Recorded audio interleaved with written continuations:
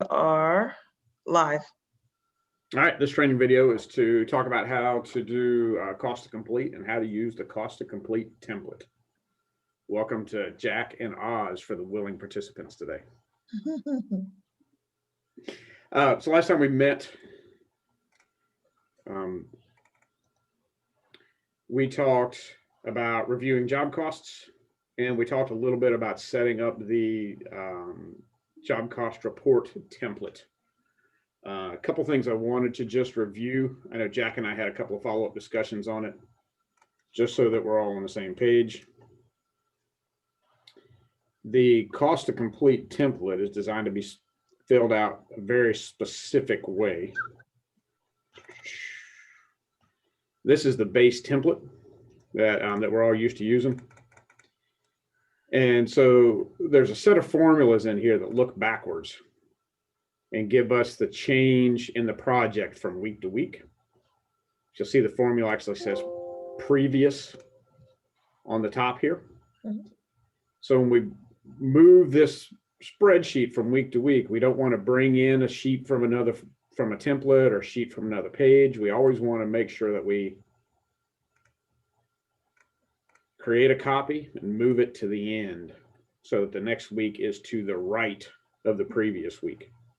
Then what will happen is this formula will look back at C23 in the previous sheet and always pull your comparisons forward for you. So it gives you a quick look at, does my number make sense? Did it change? Did it go up, go down? If we don't copy the tabs in this order, that process won't work.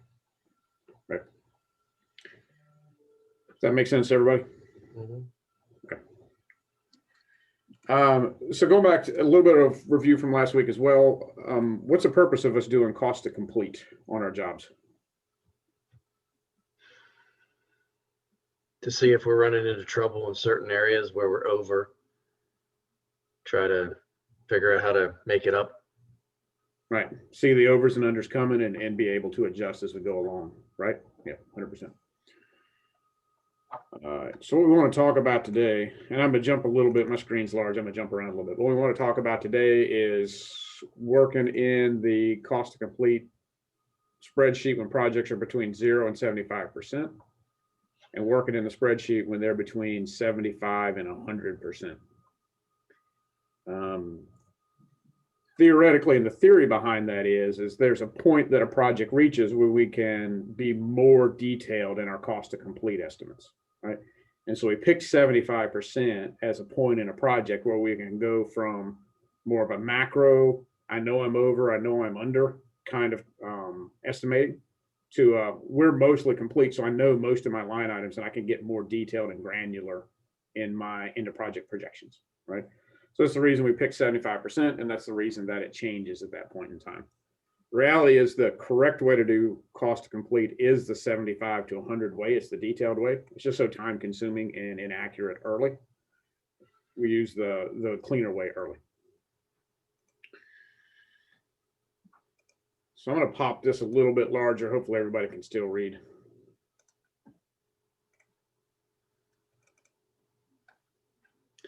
Is that still legible for everybody?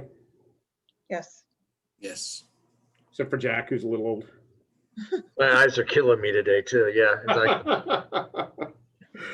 right. So you notice the cost to complete form looks two different ways. We talked last time we met about filling out the form, right? Putting in the project, putting in the dollars, putting in the actual date off of the job cost report, not the date you're filling out the cost to complete, but the job cost report.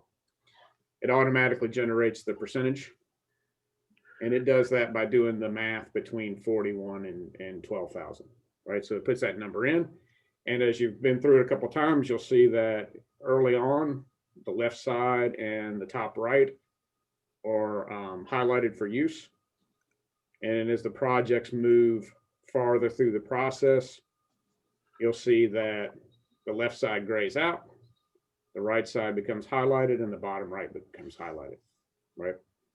And so what we're going to do today is talk about the whys and the differences. So this project was mid-project, and so it's at 44% complete at the time this job cost was done. You see who I picked on first? Oz, I'll get you later, but I started with Selima. And so what we're doing here at this point in time in a project prior to 75% is very, very, very simple. There's just two things, right? We make notes in the upper right where we know we are going to be over on fixed price items. So in this case, Selima said she knew she was going to be over $550 in concrete because she had an additional concrete bill coming from the trade, right? Clean, simple, easy, nothing to it, right? The second part of that we want to look for, and that could also be material overage. Maybe we know that our vanities were $1,000 too high or our windows were $2,000 too high, right? We would just simply record those in this upper right box. It tallies and carries. The little bit more nuanced piece that we talked about last week is, again, projecting the labor hours at this point in time. So you want to go, again, look into your job cost. How many labor hours have I used? How much time do I still have booked for the guys to complete? And then project how many hours am I actually going to be? Am I going to be over? I'm going to be under. So in this case, Selima looked at it, and it's only $80, but she looked at this and said, you know, the guys are almost done. I got to send one guy over there for a certain amount of hours to finish. She thought she'd be $80 over on her demo labor, and so she put in $80 of overage there, right? Real simple on a small project. When we get to larger projects like Oz's project here, and I picked this one because Oz was incredibly detailed in his process here, right? But here you see Oz has gone through and he's looked at a lot of different options, and not only is he taking a look at where he's going to be over for his hours, he's made notes on what's going on with the project and highlighted it, so he remembers and Selima knows. He's also gone in and we've talked about potential future savings. He's put in some savings dollars, so he knows, hey, I'm probably going to be ahead in site prep, or I'm going to be ahead here, I'm going to be ahead there. So he's getting a good true picture. And this is a really good detailed job cost report. Again, super important here. Some of these are easy, right? I know I'm over on HVAC because the line item is over, right? Is it a miscode? Maybe. I think it sorted its way out fine. He had an AWO on electrical that he knew he was over. That'd get cleaned up later, fine. But he also know that his demo was over, and when you go through the rest of these, you'll see that he was starting to watch his labor and project his labor forward and project it over and under as well. Super important, again, that here you watch those labor hours, watch those material hours, because what will happen is if you're behind reporting overages between the 0 and 75% phase, when that project goes from 74% to 76%, you will jump either up or over budget dramatically, right? So if you're behind booking your labor and your guys are running over on the labor hours, when it hits 75%, it will show right there, and your job will go from a few dollars over to way over, or a few dollars over to way under, right? And so when we make that switch and you see your job cost jump and lurch, it means that we haven't projected well in this phase as we go along. Any questions on that so far? No. No. For me, when I was PMing, the best place to go look for that, how I was going to, where I was going to be, is I could look at, I've used X amount of framing dollars, and on my 3-week look ahead, I have 3 guys booked for 2 weeks.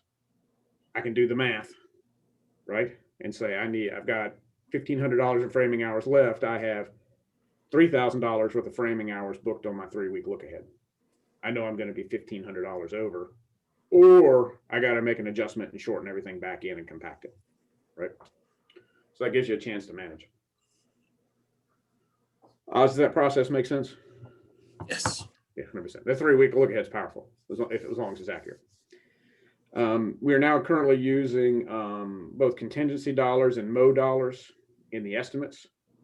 So here, Oz has gone in correctly and used up both his contingency dollars and his MO dollars against his overages. You can see that it's taken the balance of contingency and the balance of MO down to 0. And that at this point in the project, he was still about $1,400 over budget. Right, so you just use that contingency and that MO like an offset, like a bucket to draw against until it's 0, and then the overage will come out. on top of that, right?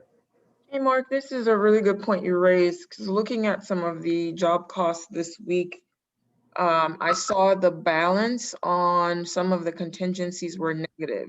So just to reiterate, like, we can't go under zero for those. Once it hits zero, that's all we can use, correct? Once it hits zero, that's all it is. That's right. So once you use it up, it's used up. That's correct. If you ask me nicely and remind me like 6 times, I could probably write a value in that cell that would turn that block bright yellow or red or orange or something when it turned into a negative number. If we Gotcha. need a reminder for it.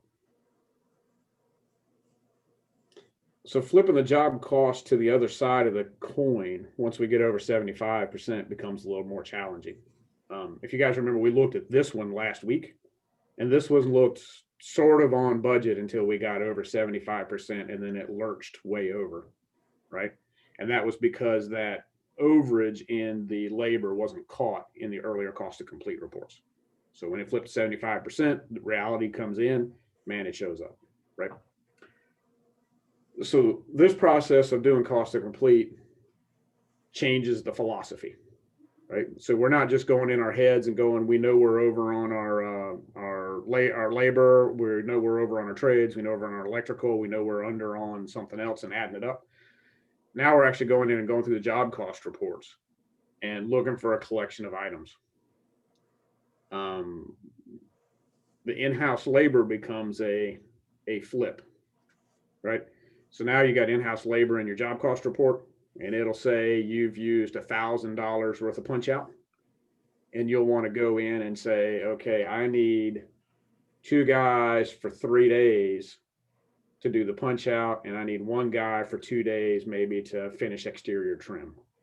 Right. So again, you're looking into your 3-week look aheads, you're looking what's left in your project, you're estimating what's left labor-wise, what you're going to need labor-wise in order to complete the project. So this is literally a cost to complete. It will cost me $1,440 plus $480 in labor to complete the project. Does that make sense? Yes. Right. The common thing that gets missed out of here and was missed, one of the things that was missed in this project is we projected labor forward, we did not project materials forward.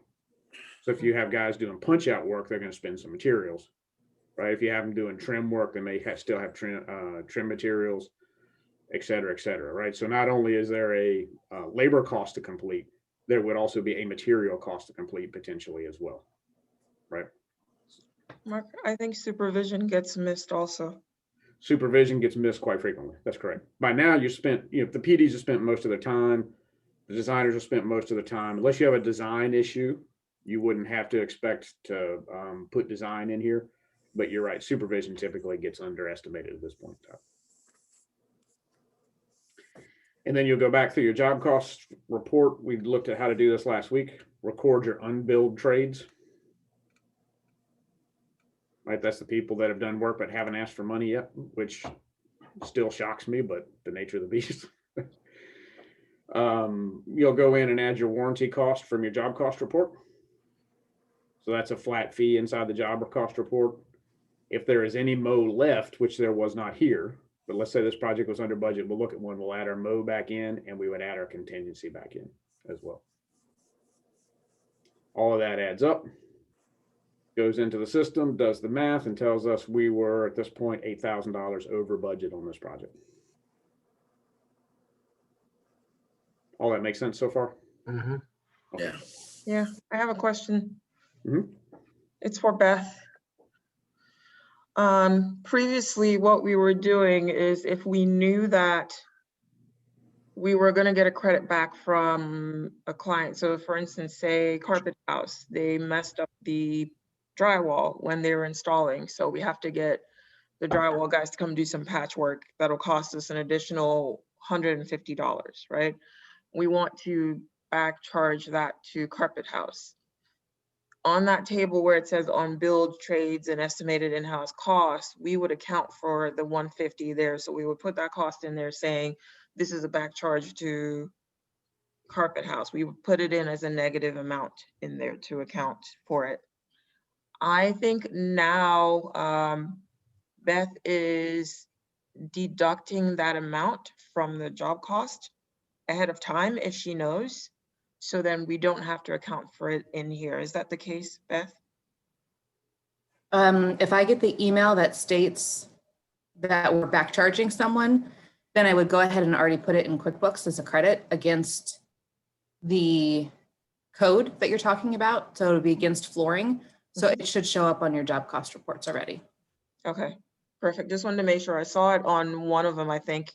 So just to give the PMs a heads up to keep an eye out for that, that it'll probably show up on the job cost. And plus, that's a good way of a check and balance, because if you're anticipating it and you don't see it in there yet, that means I haven't received the information to put it in QuickBooks. So Okay. it's also a good way for the PMs to double check me too. So what that, How is that communicated to Beth? Is that an email from the PM? Jack would shoot her a note and say, I'm back charging X trade $500. Is that how that works? yes, it's usually an email to Beth just to let her know so that it doesn't accidentally miss someone. So for instance, if the PM does not do that coding and I happen to do it and I don't know that information, at least Beth knows to look out for it so they don't bill for the full amount. So what that will look like is when you email Beth saying, hey, we're back charging these guys 150. If their original estimate was supposed to be $1,200, or the balance that we owe them was supposed to be $1,200, when the next job cost comes out, you'll see that amount that we owe them reduced by 150. So that's just something to look out for to make sure that Beth got the information.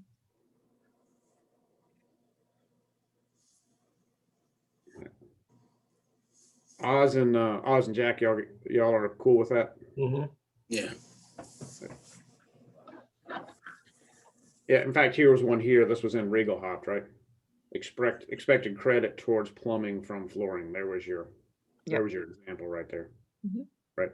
So if Beth had already booked that into QuickBooks, this would essentially double book that credit. Yes. Yeah, okay. Yeah, awesome. So a couple other things to make sure, and if, we can go back into the template here and look a little bit. I wrote in some reminders right in the template where these things come from. Right, so there's examples written right in the template of where to go get numbers to fill in blanks. It's not updated for the contingency, but it is some instructions on the right side. So there's some directions there to kind of help you out as you go along. But remember to go into your job cost report and get your warranty dollars. This project was in fact under budget. In fact, it ended up under budget, I believe. So that means that the margin of error, would actually get paid out. So then that mow is essentially an unbilled cost. So because it's under budget, you want to put the mow in that box, and you also want to put the contingency dollars in that box, right? So that we know where we're at. Oz, what happens if we're going to pay half of that mow? What happens to this box?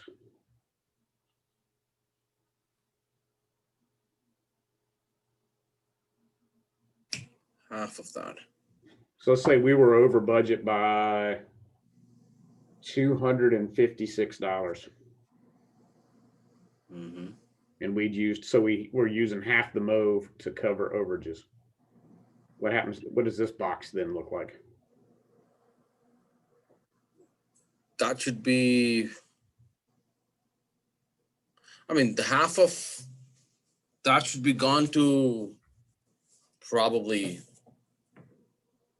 grippage then. Yeah, so if we're 200, in this case, if we were $256 over budget for the project, we would still have $256 worth of mow to put in place here, right? To clean it off, to offset it. So you want to use that mow to get the job to zero. Right. Until that mow is used up. So then that would be zero. We don't have any dollar then for the mow thing, right? Yeah, once it's $512 over budget, your mow will zero out. Yeah. Also, in this case, the red means under budget. I know it looks weird because it's red. but we're under here, so we would pay the mo. So Right. just to discuss the policy, Ozzy, so I think that's part of the reason why Mark is asking, is the policy reads, if there's any mow left over, we bonus that out. So whatever's remaining. So it doesn't have to be all or nothing. So if it's a $5,000 mow and there's $200 left, we're still going to be rewarding out that $200. Rewarding to whom? The team that worked on the project based on all the criteria.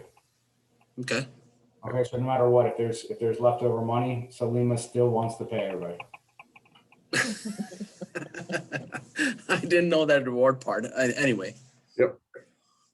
So in this project, had it ended here, which I think it actually ended a little bit bigger than there, this $512 gets split among among the people that worked on the project as a bonus. So it is a bill. It does get paid out somewhere, right? That margin of error does. Contingency does not. Margin of error does. So Mark, since the contingency is not getting paid out, does that need to be taking out from the over under, or does it just stay in there? What did we decide on that? We were going to leave it in until the project was closed. Yeah. Yeah.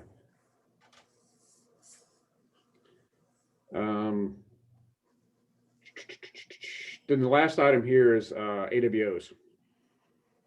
Right. So let's talk a little bit about AWOs. Theoretically, where would you need to put a credit here for when's an example of a time when you would put an AWO credit into a job cost report?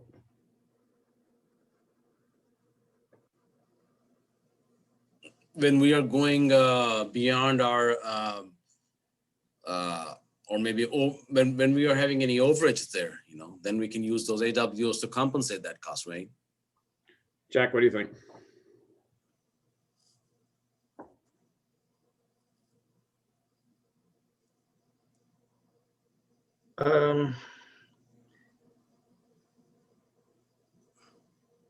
I sort of agree.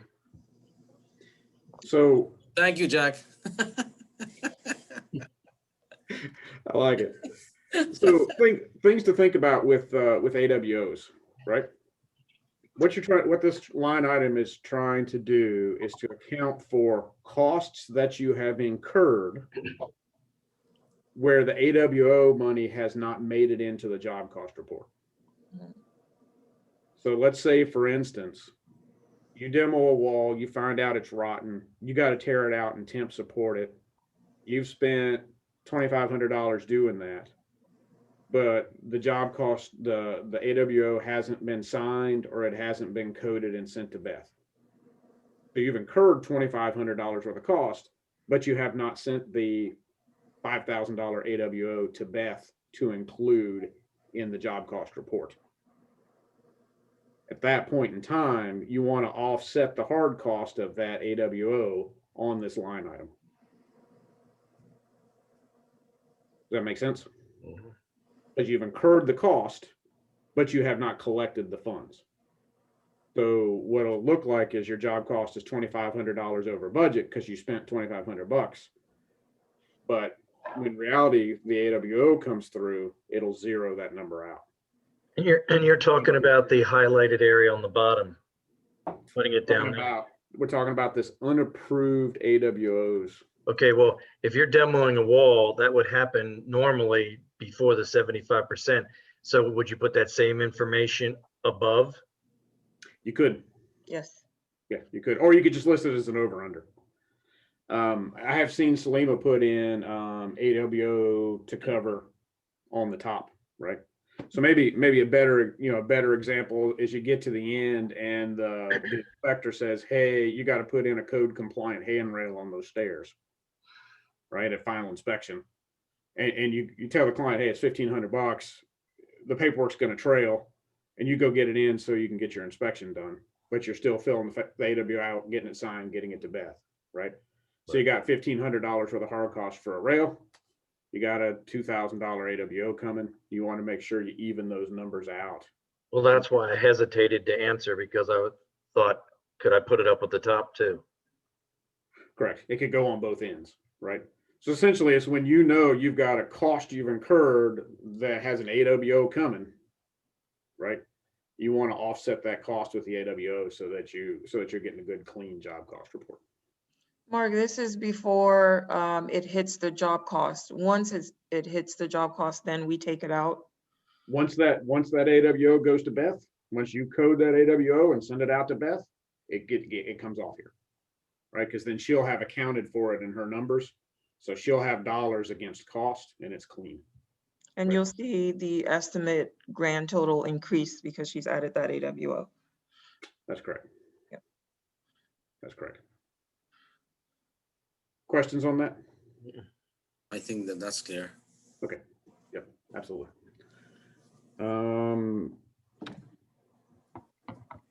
Also, something to remember is that when we're putting these AWO numbers in here, everything in this spreadsheet is hard cost only.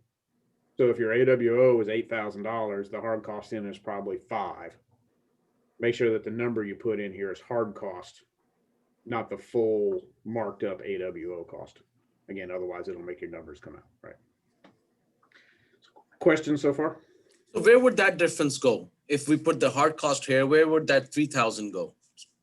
It goes into QuickBooks. It shows up in the all the final numbers, but all we're dealing with in this spreadsheet is just hard cost. Okay, but if it goes to the QuickBooks, then would it become part of the job cost, like the CDC? It will not. The job cost report does not have markup on it. It does not have overhead and profit. It doesn't report overhead and profit. It just reports on hard cost. So it means that we will still, see those overages there in the CDC? Like in the job cost when they, come? Yeah. Yeah. So if you tell Beth that No, he still thinks he's gonna see the 3,000. no, you won't see the 3,000. You'll only see the 5. So as Oz, just to clarify, when you're thinking about coding AWOs, part of it is the hard cost, what we want to cover our cost. And then part of it is the markup, like we code it. The markup won't show up on the job cost, just what we're spending will show up on the job cost. So Oz, let's say we build a 8,000. Oop, I've got this whole thing locked down.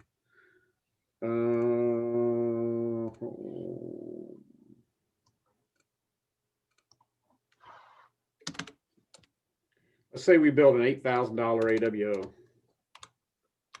with $5,000 worth of hard cost, right?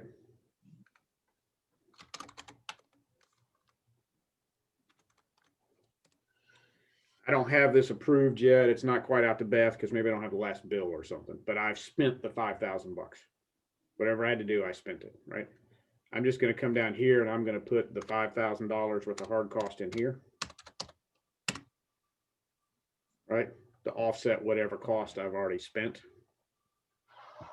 This difference in $3,000, it doesn't show up here, right? Like let's do this. 100. 1, 2, Hey, Mark, is that negative 5,000? You're collecting money against hard cost.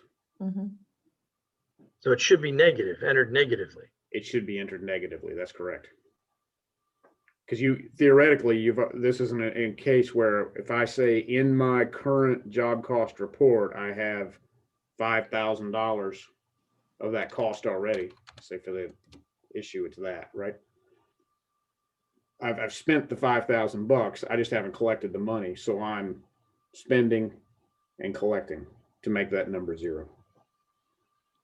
Mark, sometimes it can be positive if the AWO is for a credit to the client.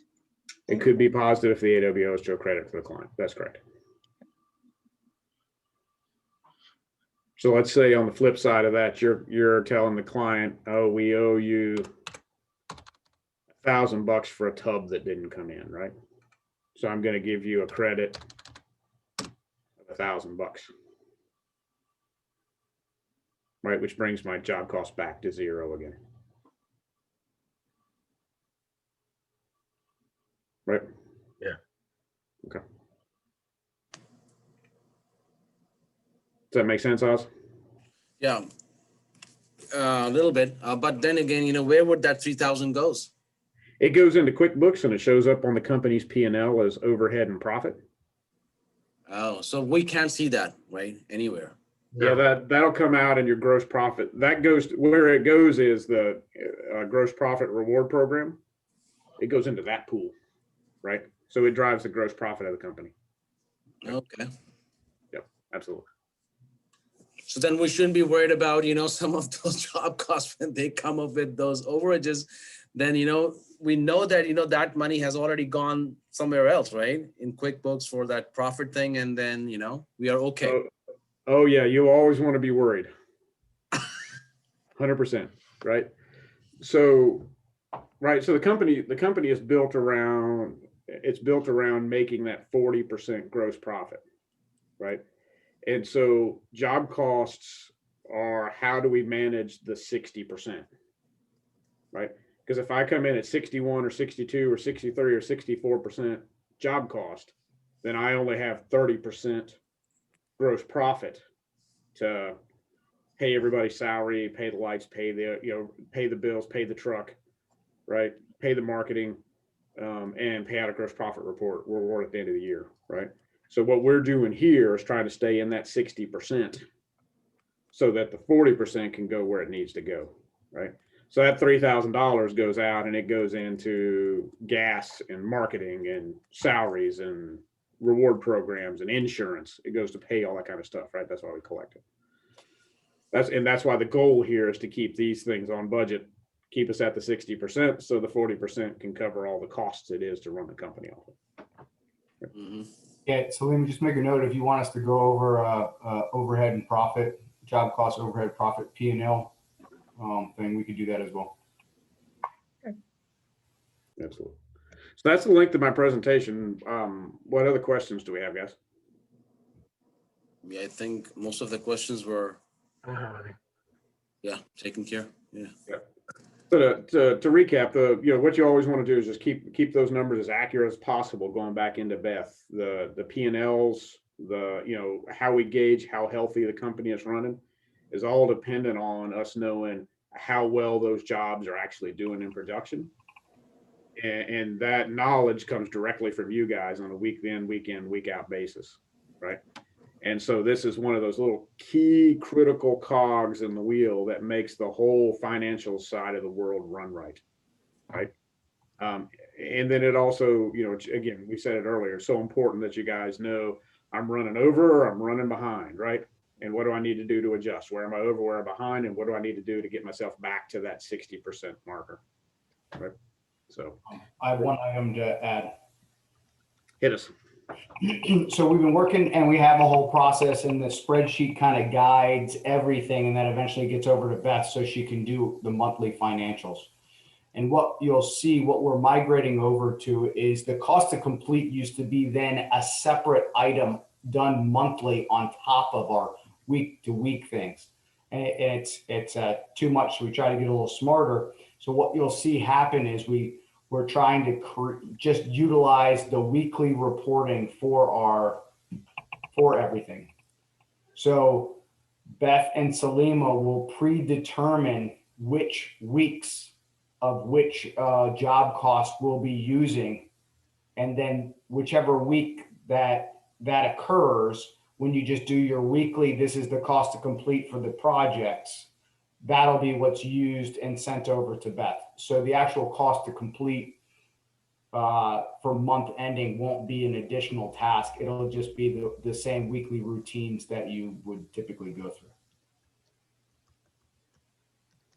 Jack and Oz, I know you have no idea the value of what he just said, but cost to complete used to be a 24-hour turnaround routine that took 4 hours out of a day on this particular moment, no matter what else was going on in order to complete cost to complete. So you guys being able to just do your cost to complete every week and Beth and Salima to be able to go, it's that one, and you never know the difference is a fantastic thing. It's just so fantastic. Right. It will make my hair less gray. Yes.